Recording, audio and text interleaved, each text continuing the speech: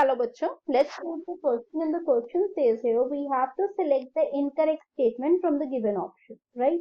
So here the first is amoeba and paramecium reproduce by binary fission. The second is birds are produced due to unequal division in parent body.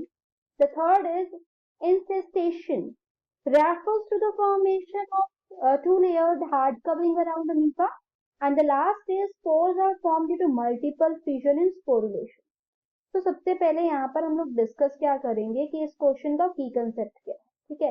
तो यहाँ पर basically अगर की concept की बात बताऊं तो वो किसके आसपास घूम रहा है, एसेक्सुअल रिप्रोडक्शन के, ठीक है। अगर एसेक्सुअल रिप्रोडक्शन के बारे में बच्चे को पता है तो वो इसका जो आंसर है ना वो इजी वे में दे सकता है। अगर उसको एसेक्सुअल रिप्रोडक्शन के बारे में पता है कि वो क्या होती है, उसमें कितनी टाइप्स होती है एंड एवरीथिंग, ठीक है।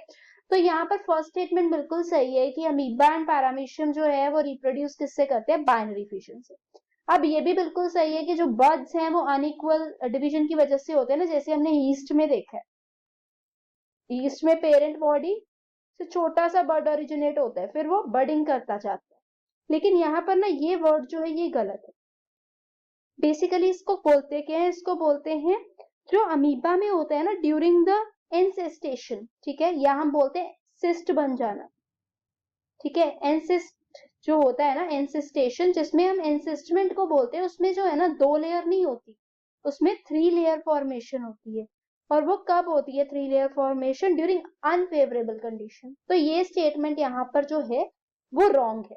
वेयर एज ये बिल्कुल सही है कि स्पोर्स जो है वो स्पोरुलेशन की वजह से होते हैं। Hope you understood. All the best.